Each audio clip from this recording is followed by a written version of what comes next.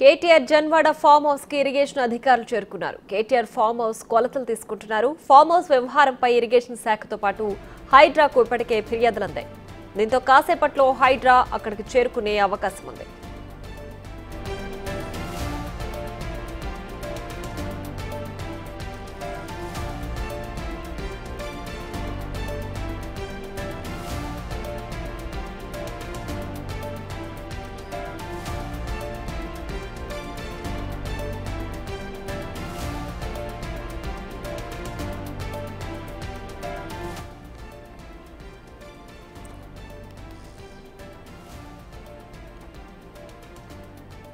KTR Janwada farm house కు irrigation అధికారులు చేరుకున్నారు.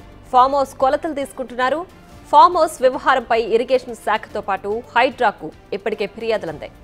దీంతో కాసేపట్లో హైడ్రా అక్కడికి చేరుకునే అవకాశం ఉంది.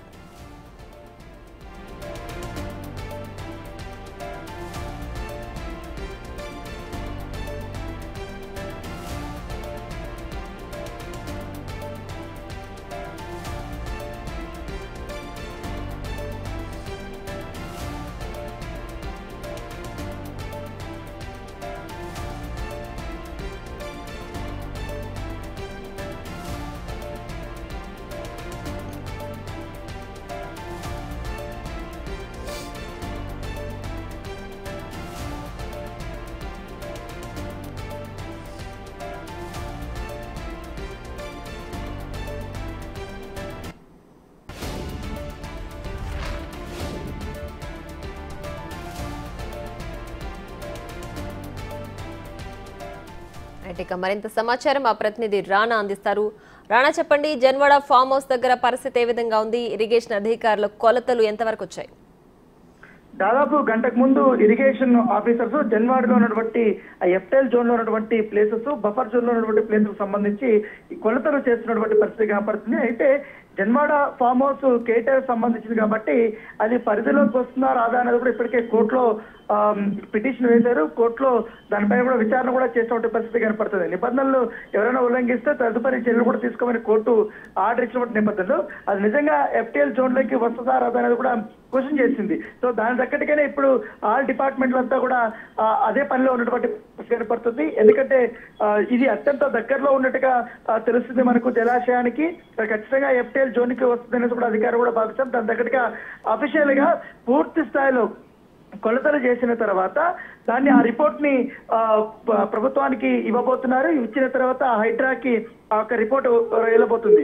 ఒకవేళ కానీ నిజంగానే అది బఫర్ జోన్ లకు కానీ ఎఫ్టీఎల్ జోన్ లకు కానీ వస్తే మాత్రమే ఖచ్చితంగా రేపే జన్వాడ ఫామ్ హౌస్ ని కూల్చేసే అవకాశాలు ఉన్నట్టుగా మనకు సమాచారం ఉంటుంది.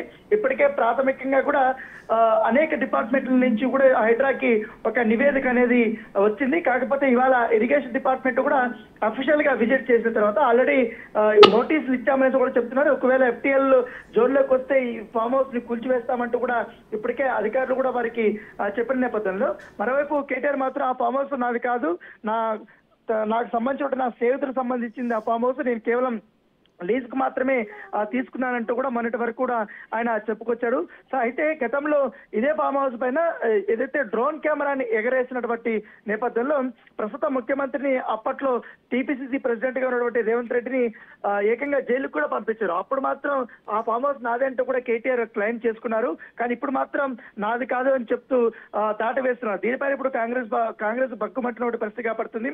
ఏ అవకాశాన్ని బట్టి మాటలు మార్చేయడంలో కేటీఆర్ దిట్ట అంటూ కూడా వాళ్ళు విమర్శలు చేస్తున్నారు. చట్టం తన పని తాను చేసుకుంటూ పోతుంది. ఎవరు అక్రమార్కులు బఫర్ జోన్ లో కానీ ఎఫ్టీఎల్ జోన్ లో కానీ కడితే మాత్రం కంపల్సరీ కూడా మేము కూల్చివేస్తామంటూ కూడా వాళ్ళు మొదటి చెప్తున్నారు.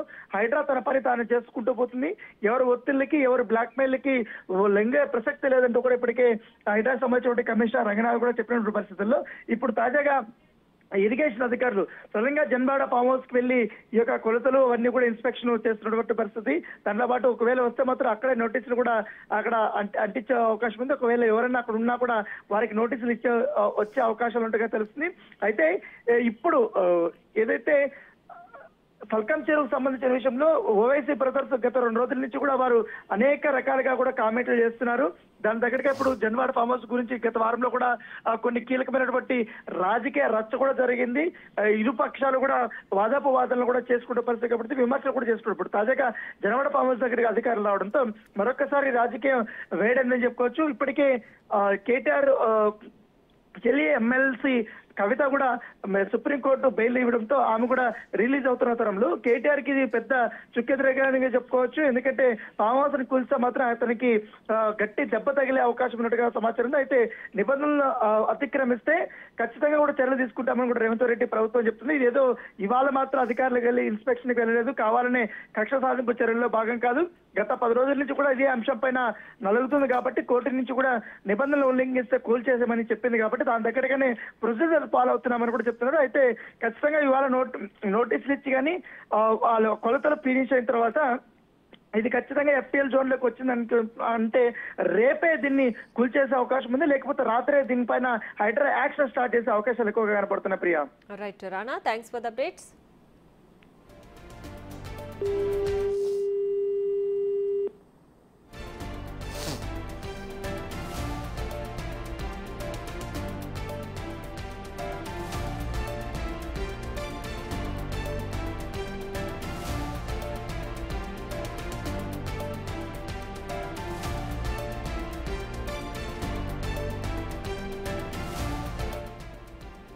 కేటీఆర్ జన్వాడ ఫామ్ హౌస్ కి ఇరిగేషన్ అధికారులు చేరుకున్నారు. ఫామ్ హౌస్ కొలతలు తీసుకుంటున్నారు. ఫామ్ హౌస్ వ్యవహారంపై ఇరిగేషన్ శాఖతో పాటు హైడ్రాకు ఇప్పటికే ఫిర్యాదులందాయి. దీంతో కాసేపట్లో హైడ్రా అక్కడికి చేరుకునే అవకాశం ఉంది.